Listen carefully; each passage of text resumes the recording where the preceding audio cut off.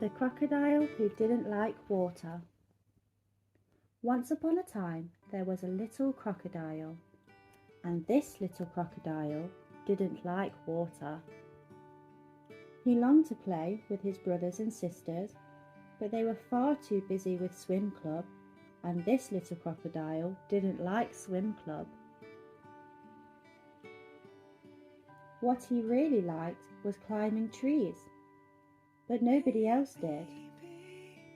It was lonely having nobody to play with, so the little crocodile made a decision. He had saved up his money from the tooth fairy, and he knew exactly what he wanted to buy with it. The next afternoon, he took his new rubber ring over to the water. Today, he would play with his brothers and sisters. But he couldn't play ball or swim underwater, and although climbing the ladder was fun, he just didn't want to jump. But he didn't want to be alone, so he decided to try one last time. 1, 2, 2.5, 3, splash, glug, help! This little crocodile definitely hated water.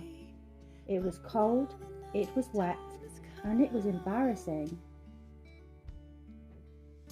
But something strange happened. His nose began to tickle, and the tickle grew and grew and grew until...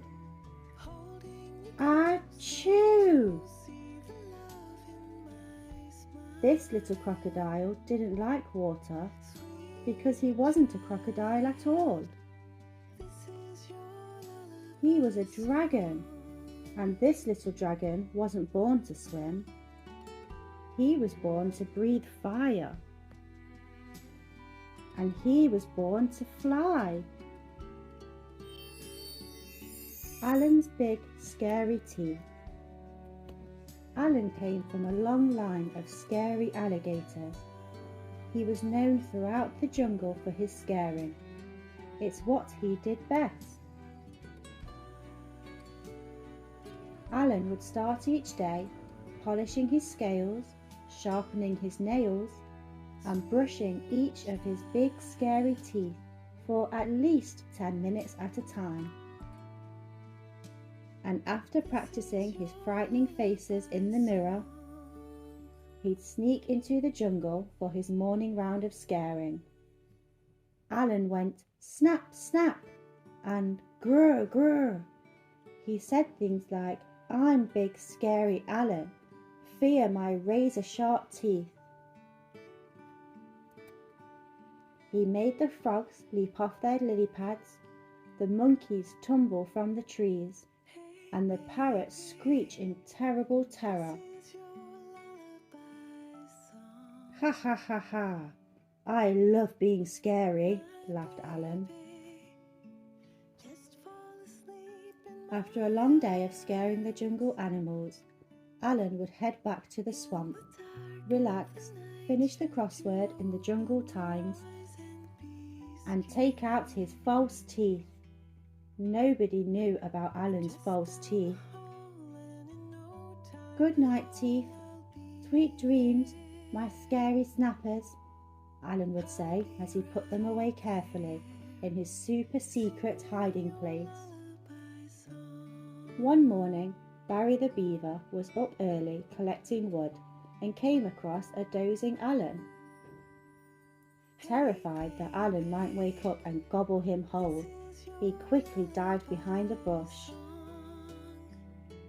"Phew, that was close," thought Barry, just as a set of false teeth fell out of a bush with a very familiar snap, snap.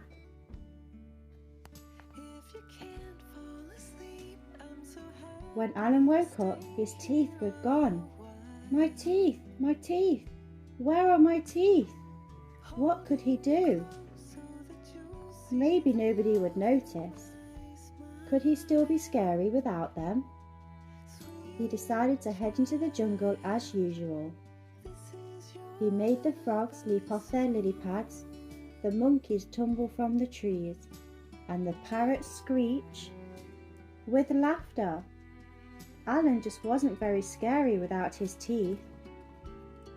Alan slunk back to the swamp. He had never been more embarrassed. He came from a long line of very scary alligators. Scaring was all he had ever known. What would Alan do now? Poor Alan began to cry, just a bit at first, but then the tears kept coming. He howled and yowled more than all the jungle babies put together, and he could not stop crying until next morning all the animals turned up at Alan's swamp with his big scary teeth. "We'll give you your teeth," said Frog. "Really?" said Alan. "On one condition," said Parrot. "You have to stop scaring us." "But what will I do? I don't know how to do anything else." "We have an idea," said Frog. So every day after polishing his scales, sharpening his nails, and brushing his big scary teeth, Alan headed into the jungle and became Alan the gardener, Alan the hairdresser, and Alan the dentist. But every night he became Alan, the big scary storyteller, thrilling the jungle animals with his terrifying tales. "Ha ha ha ha! I love being scary," laughed Alan. And sometimes he even let Barry borrow his teeth. Bite-sized. Finley was a bite-sized fish who was tired of being small. He had it up to here, which wasn't very high at all. It's teeny this or tiny that, and hello little guy. But worst of all, he hates when someone calls him cutie pie. No one seems to care about a tiny little fish. He's jealous of the great white sharks. They get their every wish. They never have to stand in line. They win at every game. They finish all the seaweed shakes. Every day's the same. Finley's finally had enough and starts to think it through. "I'm done with being bite-sized. I want to be great too." First, he puffs his chest so he looks big and as hard as nails. But Blowfish puffs up bigger and he jumps out of his scales. Next he bares his tiny teeth and fakes a scary style. But Starfish isn't startled. She says, "What a friendly smile." Then he makes his body grey so he looks tough and mean. But Finley uses too much paint and now he can't be seen. "This is hopeless," Finley sighs. "No one's scared of me. Great white sharks are huge and I'm just a small speck in the sea." But just then, as a shark swims by, he sees what his plan lacks. The key to sharky greatness is the big fin on their backs. So Finley puffs his chest once more and shows his scary grin. He paints his body grey again, then adds the greatest fin. Finley's friends are filled with fear. He makes them scream and jump. He scares until the coast is clear. Then, all at once goes thump! He bumps into a strange bright shape. He can't believe his eyes. He's shocked to see a great white shark who's in a fish disguise. "You're a shark," squeaked Finley. "You get your every wish. You're tough and brave and scary. Why would you dress like a fish?" "It's lonely being scary," the great white shark replied. Sharks look big and tough, but we're just little fish inside. Finley starts to understand that scaring isn't great. He's been a giant bully and become the thing he hates. He tells his friends he's sorry. I've been selfish and unfair. I need to earn the things I want. I can't just cheat and scare. Now Finley and the great white shark are happy with their lot. They see that nothing comes from being someone that you're not. The pair agree from that day on to spread their message far. Big or small, brave or scared, you're great just as you are. Finley is a bite-sized fish and doesn't mind at all. He's proud of who he is and knows he's great at being small. Jack and the Beanstalk. Jack and his mother were very poor. All they had was one cow. One day, Jack's mother said, "Go and sell our cow and bring the money back to me." Jack took the cow away to sell. On the way, he met a man who wanted to buy the cow. "I have no money," said the man, "but I will give you 5 magic beans for your cow." "All right," said Jack, and he gave the man his cow. Jack took the beans back to his mother. She was very angry. "These beans are no good to us," she said, and she threw the beans out of the window. The next day, when Jack woke up, he saw a giant beanstalk outside his window. "I want to climb to the top," said Jack. Jack started to climb the beanstalk. "No, Jack, no," said Jack's mother, but Jack climbed up and up and up to the very top of the beanstalk. Jack saw a giant castle with a giant door. When he opened the door, he saw a giant woman. "Look out," said the woman. "My husband is coming. He will eat you up." "Fee, fi, fo, fum. Watch out, everyone. Here I come," roared the giant. "You must hide," said the woman, and she hid Jack in the cupboard. The giant came in and sat down at the table with some giant bags of money. He started to count his money, and Jack watched him from inside the cupboard. Soon the giant fell asleep. Jack came out of the cupboard and took all the money. Then he climbed down the beanstalk and gave the money to his mother. Not long after, Jack wanted to climb the beanstalk again. "No, Jack, no," said his mother. But Jack said, "I must." Jack saw the giant woman again. "Look out," she said. "My husband is angry because his money has been stolen." "Fee, fi, fo, fum. Watch out, everyone. Here I come," roared the giant. "You must hide in the cupboard," said the woman. The giant came in and sat down at the table. He had with him a magic hen.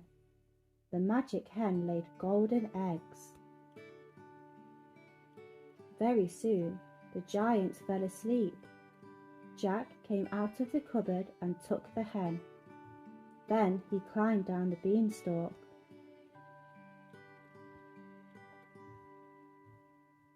The next day, Jack climbed the beanstalk again. At the top of the beanstalk, Jack saw the giant woman. "Look out," said the woman. "My husband is angry because his hen and his money have been stolen." "Fee, fi, fo, fum.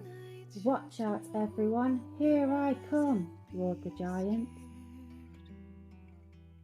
"You must hide in the cupboard again," said the woman. The giant came in with a magic harp. He sat down at the table and the harp started to play. soon the giant fell asleep. Jack came out of the cupboard and took the harp. Then he started to climb down the beanstalk. "Run away," said the woman.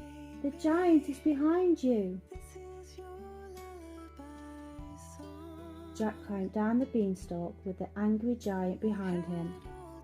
When Jack was at the bottom, his mother cut down the beanstalk. Crash! And that was the end of the giant.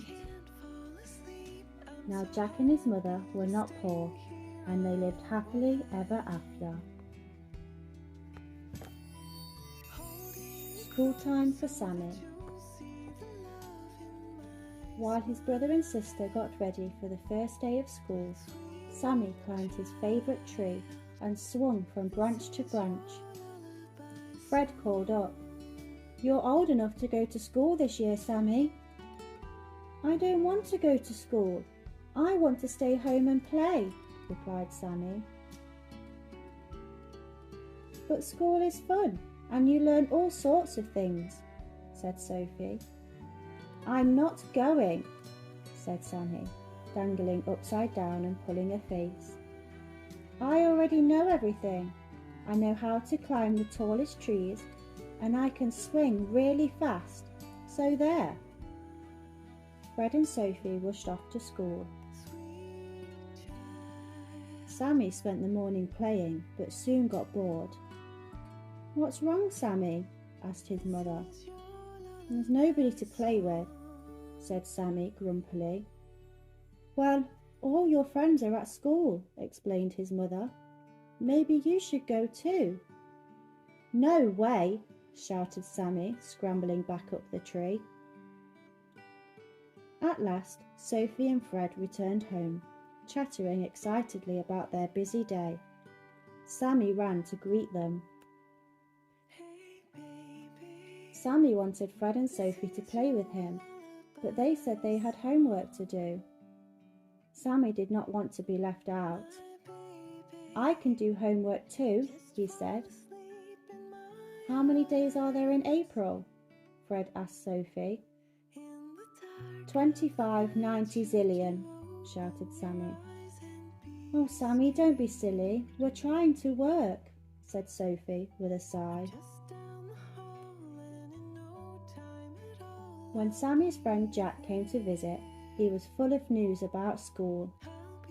"The teacher is really nice, and I've learned lots of important things," said Jack proudly.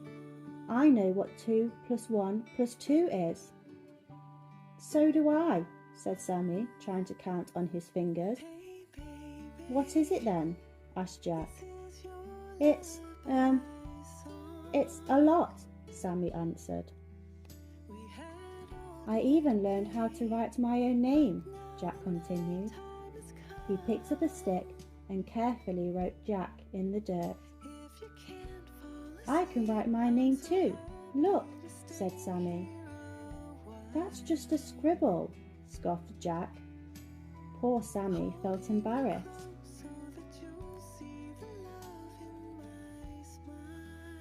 "What else do you do at school?" asked Sammy. "Well, I made lots of new friends and we all played games together," said Jack. Then Jack told Sammy everything that he had learned. His favourite part of the day was show and tell, where people could bring in special things and share them with the class. "You really did do a lot," said Sammy with a sad sigh. "I'll paint you a picture of a tree if you want," offered Jack to cheer up his friend. "That's another thing I learned today." Sammy watched as Jack brushed paint over a piece of paper. "That's the best picture in the whole world," said Sammy admiringly. When Jack had gone, Sammy tried to draw a tree himself, but his painting just looks like a messy blob. That night at dinner, Sammy was very quiet. He did not feel like eating anything. Sophie and Fred chatted loudly about school. "I got a gold star on my spelling test," bragged Sophie. "I won a race at playtime," said Fred proudly. Well done, both of you, said their parents. After dinner, Sammy decided that he wanted to be as clever as his brother and sister. So he crept quietly over to Sophie's school bag and slipped out a book. He sat in a corner and tried to read it, but the words just looked like squiggles. When Sophie and Fred found Sammy with the book, they read him the story. It was a thrilling tale about pirates. The next morning, Sammy woke up early. He found his school bag and packed Effalump, his favourite toy, carefully inside. He wanted to have something for show and tell. Sammy marched into the kitchen and announced, "I'm ready." Sammy's family looked up in surprise. "Ready for what, Sammy?" asked his father. "I'm going to school," declared Sammy. "I want to learn how to read and write and count and draw beautiful pictures." "That's wonderful," said his mother. After breakfast, Sammy set off with Sophie and Fred. He made them walk very quickly. "I'm already a day late for school," he said. "I don't want to miss any more."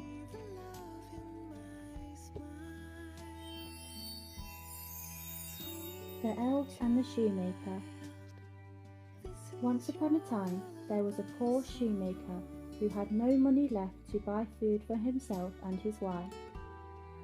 When he looked around his shop, he found that all he had was just enough leather to make one pair of shoes.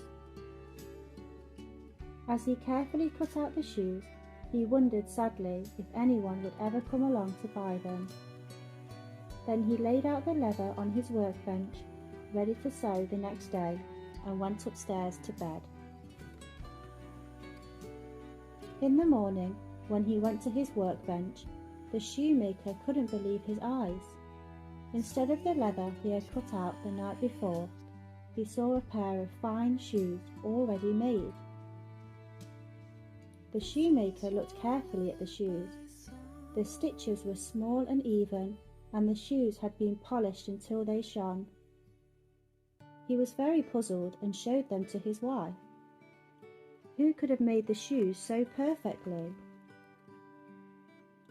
Later that day, a rich woman came into the shop to buy some shoes. When the shoemaker showed her the pair he had found on his workbench, the woman smiled. "These are very fine shoes," she said, as she tried them on. "They fit perfectly. I'll give you 5 pieces of silver for them." Now the shoemaker could buy some food, and he could also buy enough leather for 2 pairs of shoes. As before, he cut out the leather and went to bed. Once again, the same thing happened. When the shoemaker went to his workbench next day, there were 2 pairs of fine shoes waiting for him. They were polished so that they glowed in the sunlight, and the stitches were small and even. That afternoon, a rich merchant came into the shop. He liked the shoes so much that he bought both pairs, and he paid the shoemaker well for them. That day, the shoemaker was able to buy enough leather for 4 pairs of shoes. Just as before, he cut out the leather and left it on his workbench overnight. And in the morning, he found 4 fine pairs of shoes there instead.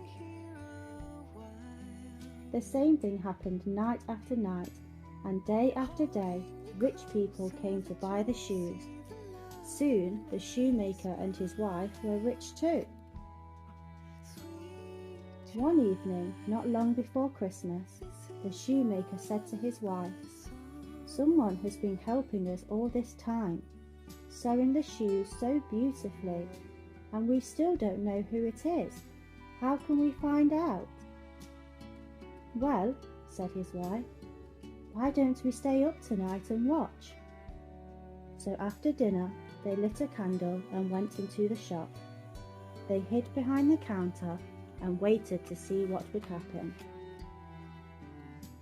At last the door opened and in ran two tiny elves dressed in rags.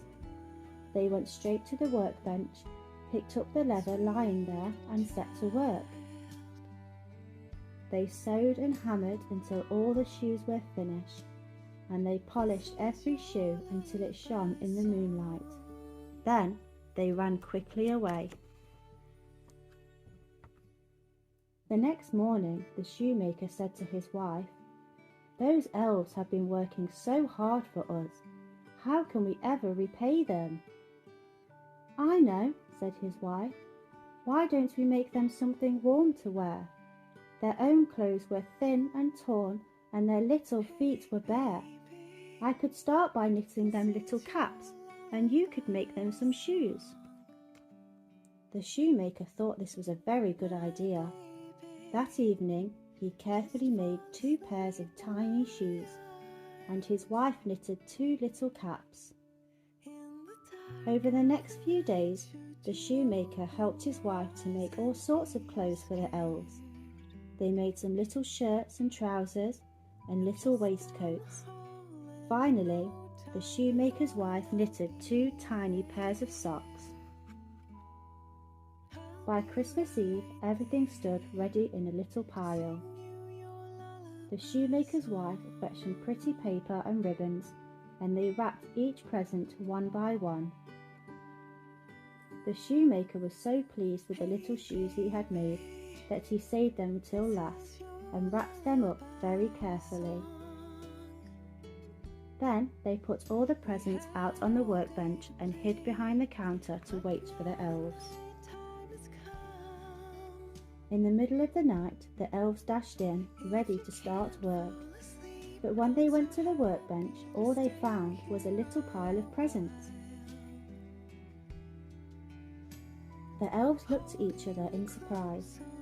Then they realised the presents were for them, and they laughed and began to unwrap the packages. When they saw the clothes, they leapt with joy. They took off their ragged things and put on their brand new outfits. Then the elves skipped merrily out of the door. That was the last the shoemaker and his wife ever saw of the 2 little men, but they never forgot the elves, and they were rich and happy for the rest of their lives. The 3 Billy Goats Gruff. Once, high on a hillside, there lived 3 billy goats named Gruff. There was little Billy Goat Gruff, middle Billy Goat Gruff, and great big Billy Goat Gruff. There was not much grass on the hillside, but there was a meadow full of sweet green grass across the river. The 3 Billy Goats Gruff wanted to eat the sweet green grass. To get to the meadow, they had to cross a bridge. But under this bridge lived a great, big, horrible troll. Even so, little Billy Goat Gruff decided to cross the bridge. Trip, trap, went his little hooves on the stone bridge. Suddenly, with a thump and a bump, up popped the horrible troll. "Who is that trip-tropping across my bridge?" growled the troll. "It's only me, little Billy Goat Gruff," trembled the goat. "I'm coming to gobble you up," shouted the troll. "Oh, please don't eat me," said little Billy Goat Gruff. "I'm very little and very skinny. Wait for my brother, middle Billy Goat Gruff. He is much bigger than me and will taste a much tastier meal." So the troll let little Billy Goat Gruff go, and he trip-trapped across the bridge to the green grassy meadow.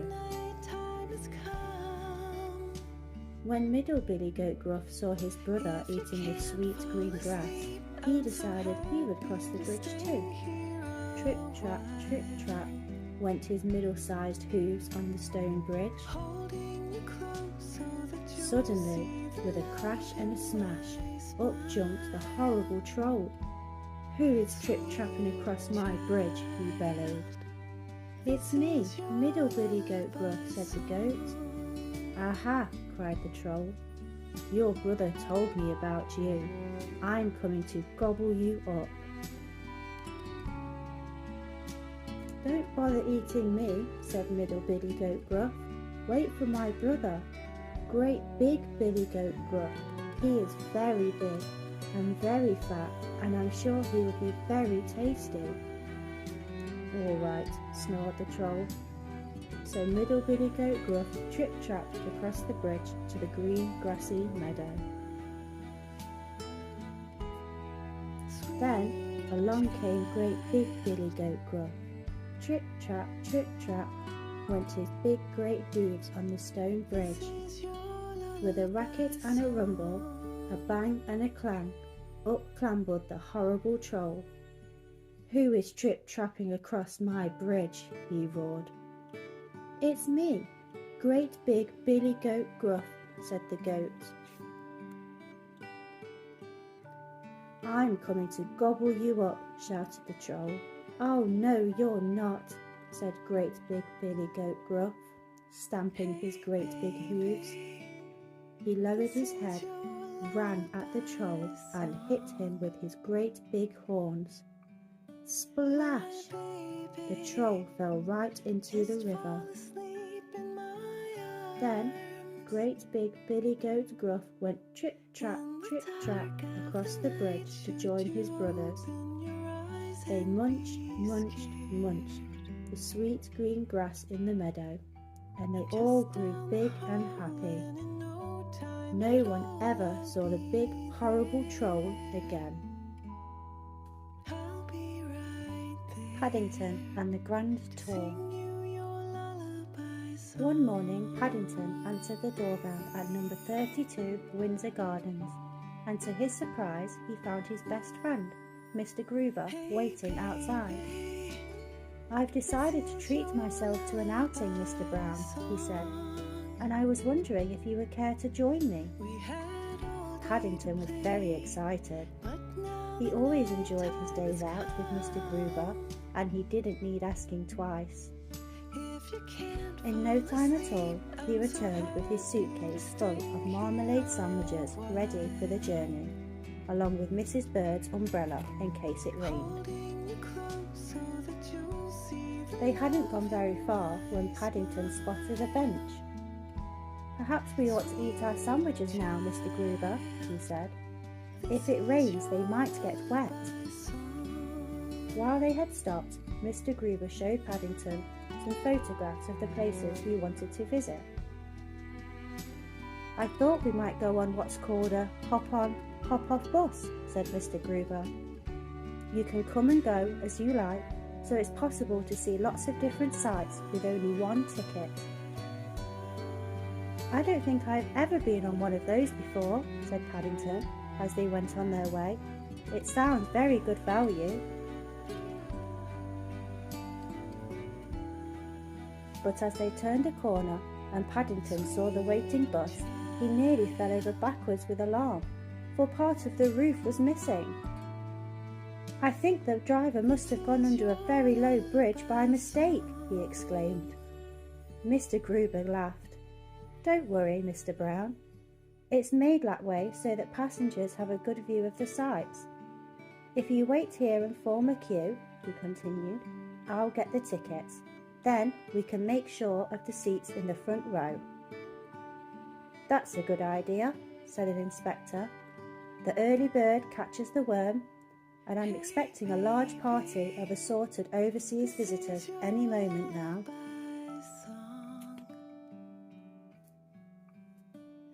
Perhaps I can interest you in one of these booklets telling you all about the trip, said the inspector.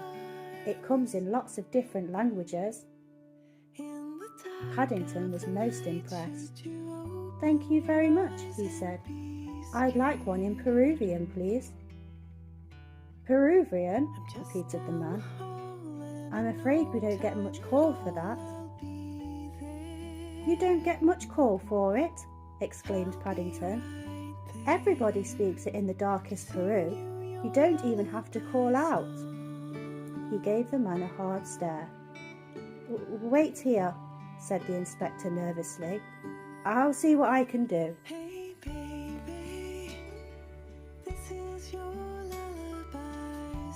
No sooner had the inspector disappeared than Paddington saw a crowd approaching. So he raised Mrs. Bird's umbrella in case he had a job of finding him again. "I'm sorry we're late," panted the leader of the group. "We got held up." Paddington politely raised his hat. "That's all right," he began. "We can't all be early birds. I'm forming a queue."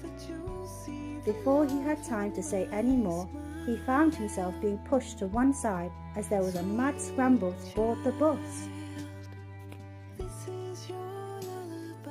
Paddington watched in dismay as everyone on the top deck began fighting for the front row seats. "I wouldn't sit there if I were you," he called. "There may still be some worms." But he was wasting his breath, so he tried again. "Excuse me," he called. Lifting one leg, he waved the umbrella. "It's a hop-on bus, and I'm afraid the 2 front seats upstairs are reserved." "Hold it, you guys!" The leader gave a loud blast on his whistle. "You're supposed to hop everywhere, okay? Pass it down the line." "What happens now?" came a voice when everyone was settled. Paddington considered the matter for a moment. "I'm not sure," he replied. "I shall need to ask Mr. Gruber, but I think you look at the view, then you hop off again." "View?" wailed someone. "What view?" Their voices were lost in the general commotion as the leader blew several more blasts on his whistle and issued fresh instructions. "I came on this trip to see the sights," protested a lady as she staggered off the bus. "Not become one." "I'm worn out," gasped another, collapsing into her husband's arms, "and we haven't been anywhere yet." A number of passers-by stopped to watch, and several children joined in the fun. Soon the whole pavement was alive with figures. Paddington tried closing his eyes, but whenever he opened them, more people had arrived. He was very relieved when he spied a familiar figure pushing his way through the crowd towards him. "Are you all right, Mr. Brown?" called Mr. Gruber. "This place looks like a battlefield." "It feels like one, Mr. Gruber," said Paddington.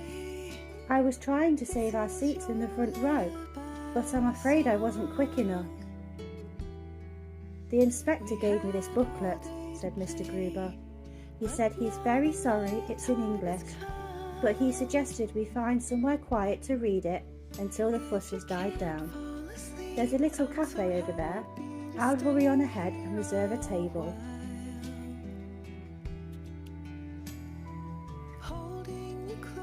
Mr. Gruber hadn't gone very far before Paddington felt a spot of rain on the end of his nose, so he stopped to open the umbrella. Almost immediately he heard a whistle and a voice shouting, "Follow him, you guys! Don't let him out of your sight!" Paddington hurried on his way as fast as his legs would carry him. Even so, he only just managed to reach the cafe ahead of the others. "Quick, Mr. Brown!" hissed a voice from behind some potted plants. "Over here! There's some cocoa on the way." "I should be careful with your sips, Mr. Brown," warned Mr. Gruber, as a waitress arrived with 2 steaming mugs. "It looks very hot, and they may give the game away." "I don't know about my sips, Mr. Gruber," gasped Paddington as the crowd burst through the door. "I'm beginning to wish I'd brought my disguise outfit." "There you are!" cried the leader. "I've never known a tour captain so hard to keep up with." "Tour captain?" repeated Paddington. "You were holding up your umbrella," said the man. "That's what tour captains always do. It's so that people don't get lost." "I'm not your tour captain," said Paddington hotly. "I'm a bear." The crowd fell silent as they took in the news. You mean we've been doing all that hopping around for nothing? Complained one of the party. I thought it was some quaint old English custom. What are we going to do now? Cried somebody else. We've missed our bus. Paddington looked out of the window at the rain and then at his booklet. I think I've got an idea coming on, he announced. After explaining what he had in mind, he waited for the others to settle down. Then, while Mr. Gruber held up his pictures one by one, Paddington read from the booklet. If the words didn't always match up with the pictures, no one seemed to mind, and at the end, as the sun came out again, they all applauded. That was the best tour I've ever been on, said someone amid general agreement. I didn't know Buckingham Palace was over 60 metres high, said a lady as the party began to leave. I'm afraid it got mixed up with Nelson's column by mistake, explained Paddington. It's a bit difficult with paws, and I must have turned over 2 pages at once. Never mind, said a man. The exercise has done us all good. I haven't felt so fit in years. And to show how pleased they were, everybody dropped a coin or 2 into Paddington's umbrella as they went past. Well, said Mr. Gruber, when it was all quiet again. What do you think of that, Mr. Brown? I think, said Paddington, I might become a tour captain when I'm old enough. It seems a very good job for a rainy day, especially if you have your own umbrella. Puss in Boots. Once upon a time, there was a miller who had 3 sons, called Simon, Sid, and Sam. When the miller died, he left the mill to Simon and his donkey to Sid. Sam was left with the miller's cat, Puss. Silly old cat, what use are you? Said Sam. Imagine Sam's surprise when Puss replied, Pass me a sack and get me some boots and you will soon see. So Sam gave his cat a big sack and some red boots. Puss put carrots in the sack and set off to catch a rabbit. Puss went to the castle with his catch and presented it to the king as a gift from the Marquis of Carabas. The king was delighted. The next day, Puss brought Sam to the river. Puss knew the king and princess would drive past soon. But I can't swim very well, said Sam bravely, as Puss dragged him into the water. I might drown, shouted Sam. Puss dropped Sam's clothes behind a bramble bush, just as the king's coach drove over the bridge.